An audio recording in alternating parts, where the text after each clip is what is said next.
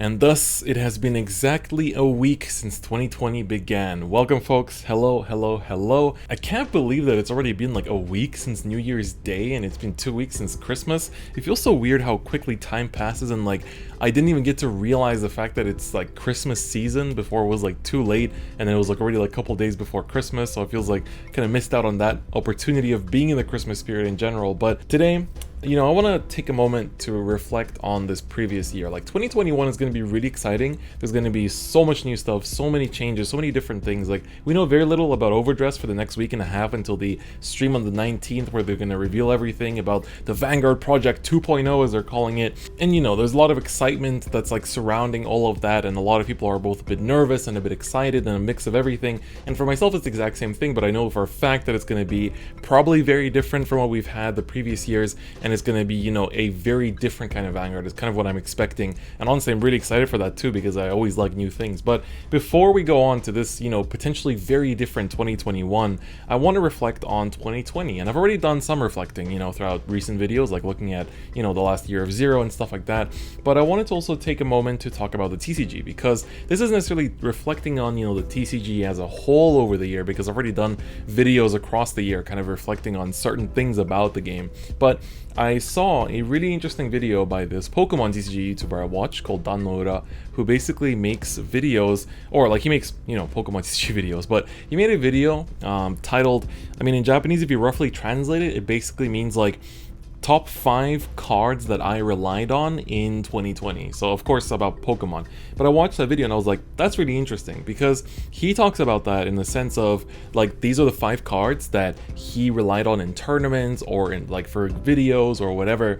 So like specific cards that he like relied on to win tournaments, and like he actually qualified for the World Championship with certain cards. So of course that was more of an impactful. Whereas for us in Vanguard, we didn't really have any events throughout all of 2020 really, and so there's not really anything that I can go like, oh yeah, I relied on this card to win a tournament, but rather it's like which cards actually left an impact and what kind of impact did they leave, whether it's for certain videos or for my enjoyment in the game, or maybe something that particularly touched me about the game, or something I realized about the game that I hadn't previously thought about. And I want to just dedicate this video to talk about 5 cards that kind of made some kind of an impact for me throughout 2020, that released specifically in 2020. So I'm not talking about stuff that came out beforehand that recently got support or something like that, but specifically only cards that came out in 2020. So I'm gonna start the list by talking about V-Series Nightrose. So V-Series Nightrose is an interesting one, because for me Nightrose is a archetype that I've always wanted to play in G. Like I've said this quite a few times, that Nightrose was a deck I always wanted to play in G because I loved how technical and how like convoluted and like combo heavy, but at the same time like being able to adapt to anything your opponent throws at you, the deck was. But it was pretty expensive at the time, and I was still like pretty early in my college years and didn't really have that much spare change to be, I was also studying in Japan, so I had to like, I had a lot of expenses in general, so I could only really afford to have 1 or 2 decks that I could update at the time. So Nightrose wasn't really a deck that I could, invest in back then. But now being a working adult, being able to actually buy decks that I wanted in the past that I can now suddenly play feels very good. So that was like kind of like me realizing that dream. But playing V-Series Nightrose, this card to me showed something interesting about Standard, is that most Standard decks, they kind of have their grade 3 that they're built around, and like every card in that deck functions to fulfill that grade 3. Let's put it that way.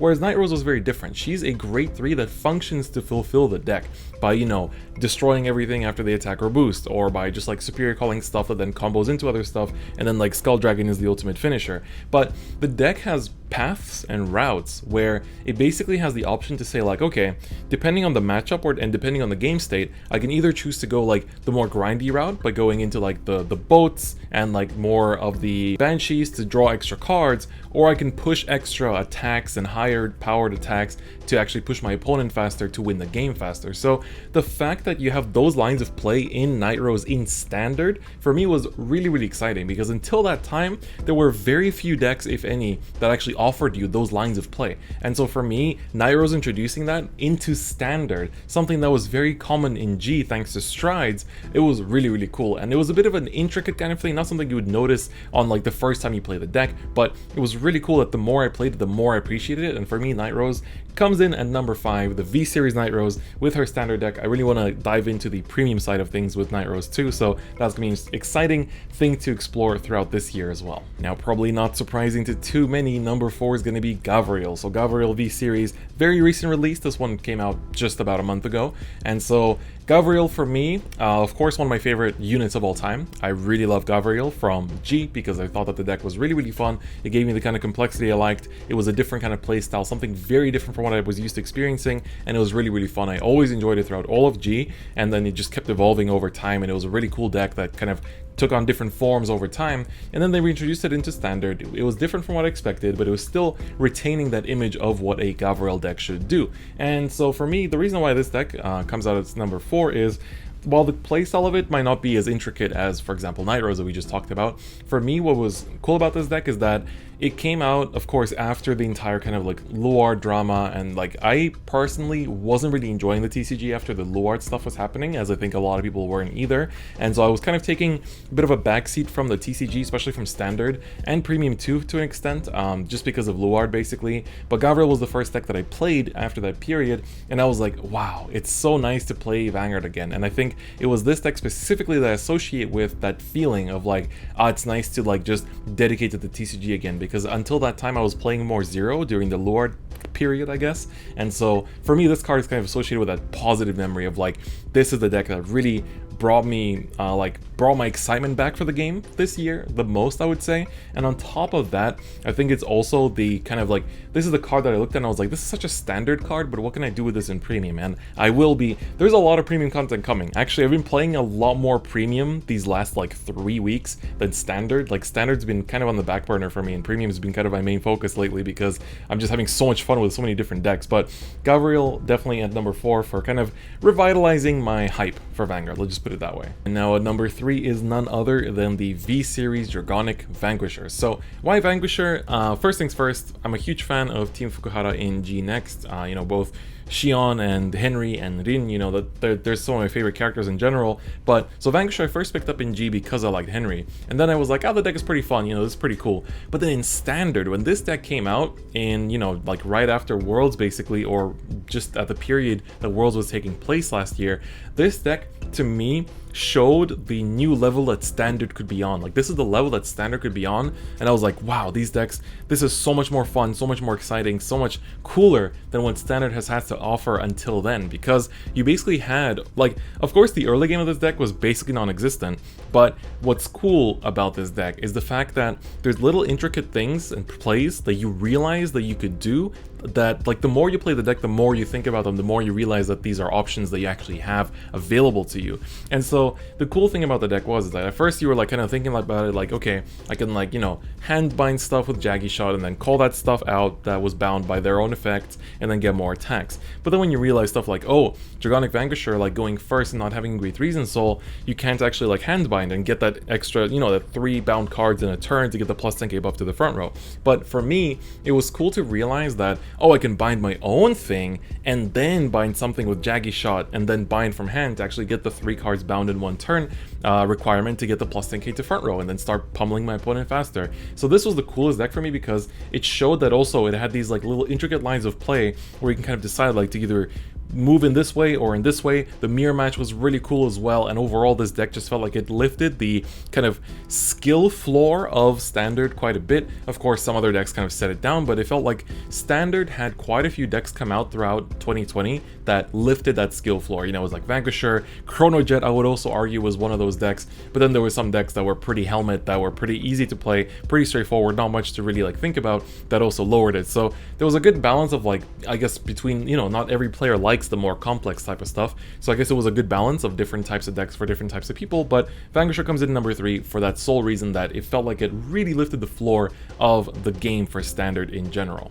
And now the last 2 spots should not be a big surprise to many. They are going to be DP dedicated, and the number 2 spot for me, absolutely one of the biggest cards that I rely on from 2020 and will going into the future especially, is Geomagnets. So this card is very special to me because this was the card that I got to reveal from Premium Collection 2020, and and I was really excited about it from the very get-go. At first, people kind of looked at this card and went like, oh, it's so meh, it's not going to do anything, but this card is carrying premium dimension plays, and over the last few weeks, this card has been winning me games. You know, it's been setting up for being able to survive any matchup, basically, in order to actually win games. Geomagnets is such a cool card that basically just, it took the kind of concept, the gimmick that premium DP had, which was relying on Die-Liner to have extra shield in your grade 3s, and just said, what if we crank that to 250%? And that's what it did, and it's absolutely amazing. You know, you can first stride it, it's a form of plussing in DP, which is super rare. The fact that this plus 2s for just a counterblast and flipping a G unit face up is absolutely fantastic. Gives you extra shield, gives you extra attack power as well, so your Dizauruses are actually swinging for pretty relevant numbers, you know, 23, 28, etc. And so Geomagnets is just a fantastic card. Like, this card will be in premium DP for God knows how long, because it is not a card you can easily like get rid of. It is just that good. Like, it's an incredible card. Geomagnets is absolutely fantastic, and I feel like I really can't imagine a premium G zone for DP in the next year or so, unless they start releasing like the next premium collection has like 2 new strides or something and a G guard. Then I don't really see this guy going anywhere, because he's just so vital for the build right now, and it's just such a cool card. And I have an extra attachment to it purely because I actually got to reveal. I think I was even wearing this hoodie when I revealed it for the first time. But so this to me is basically the number 2, very close to number 1 though, of cards I relied on in 2020 and probably will be relying on throughout 2021 as well. And last but absolutely not least, my boy Brad Black. So this is Obari Sensei's finest work ever since Daikaiser and Glendios, basically. So Brad Black for me is a card that, like, I remember when it was first revealed, I kind of looked at it and I was like, this seems pretty good, but I'm gonna like still be like hoping for Daikaiser somewhere in the set, and then it didn't happen, and you know, stuff like that. But then the moment I started playtesting standard DP in, you know, like before the set came out in English and it was releasing in Japanese, I was like, this card has saved standard DP, because of course the biggest weakness of standard DP for the longest time lately has been going first, you pop off and annihilate your opponent, it's really great, but going second, you weren't doing much. This card came in and said, here is something you can do going second at any moment, and it's going to be fantastic. You know, giving 10k to front row, restanding on turn 3 if you go second, like all those kind of things. Whether you re-ride into like whichever card, like this is the backbone of like every standard DP deck right now. You know, whether it's Grand Gallop, regular, like, you know, Brad Black and Great Dayusha, Die-Liner, whatever you want, like Miracle Beauty, any build, this card is going to be in it, and that is like absolutely fantastic. Like in 2019, we had Dizauruses that basically, and Die-Liner that came out to save premium DP essentially, but this card came out to save standard DP. And I would say that, you know, I've seen Facebook posts lately of like people going like, oh, I don't know what DP build to make for standard, it feels like the decline isn't good enough anymore, but you can still play a pretty mean kind of like damage deny playstyle with this card still, because, you know, you can do force 2 combos and then still use the Die-Liner pressure to kind of like tell them you're gonna lose if you don't guard this type of situation. So I think Brad Black is just a fantastic card. Like, the card art is amazing, the skill is amazing. It's honestly just like, it's such a savior for standard. It's a bit of a shame that it doesn't really fit into premium too well, simply because it is meant to be like, you know, it's kind of a, you know, if you're going second, you're going to be striding anyway in most cases, so it doesn't really fit in anywhere, and then the act skill nor the end of battle skill don't really do much in terms of premium. But in standard, oh boy, this card is absolutely fantastic. We praise Brad Black. It is way too good, and so for that reason, it definitely deserves my number 1 spot of cards I depended on,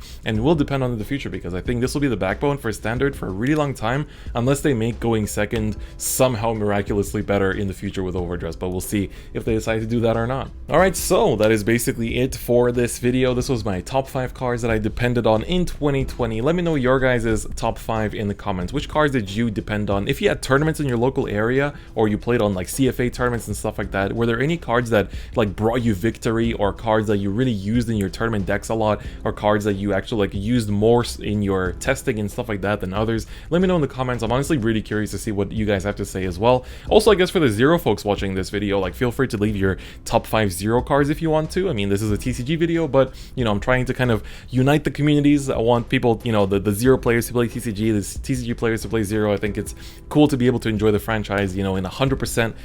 But yeah, so let me know in the comments, and if you're a content creator, feel free to make a video like this too if you want to. You know, I'm pretty curious to hear about it. I really wish we had tournaments, that way I could go like, yeah, like this card, it brought me victory here and here and here. Like, oh, I bubbled out of top 8 again, but it was with this deck, you know, and stuff like that. So hopefully in 2021, I'll be able to say that at the end of the year and actually tell you which cards I depended on for tournaments this year as well, because I really hope that even if we don't have regionals and stuff, we can at least have like webcam tournaments on an official scale, kind of like Yu-Gi-Oh, Digimon, Dragon Ball, Pokemon have. Well, Pokemon has their own online client, but the other three that I mentioned, you know, they have their own remote tournaments, and I really hope that Vanguard adapts that for this year too, so we can actually have competitive events for the TCG once again globally. Anyway, on that note, that's gonna be it for me today. Although before I tune out, I really want to thank you guys for all the support throughout all of 2020. I've said this before in plenty of videos and streams and stuff like that, but honestly, in 2020, you guys came through more than ever before, and like my channel is way bigger than it was, you know, at the start of 2020, and honestly, it's really thanks to you guys.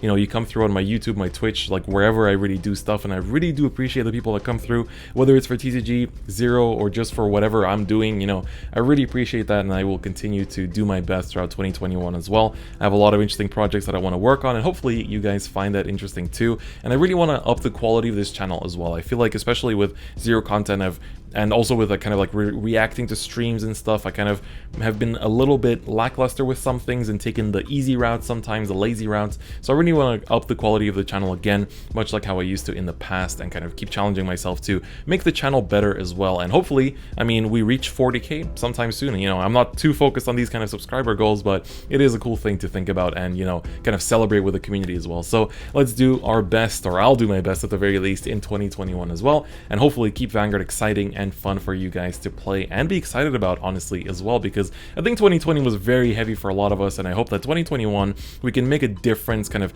take a turn for the more positive and be more excited about the franchise too, because honestly, this game is fantastic, and I wouldn't be in this place at all if it wasn't for Vanguard. I think I wouldn't know a lot of the people I know now if it wasn't for Vanguard, and in general, like, I love Vanguard. Like, Vanguard is a fantastic game. It is my favorite franchise in the world, and I really hope to see it just grow and bloom into something amazing in the future as well with Overdress. But on that note, though, that is finally going to be it for me today. No more cliffhangers, no more going like, ah, but actually.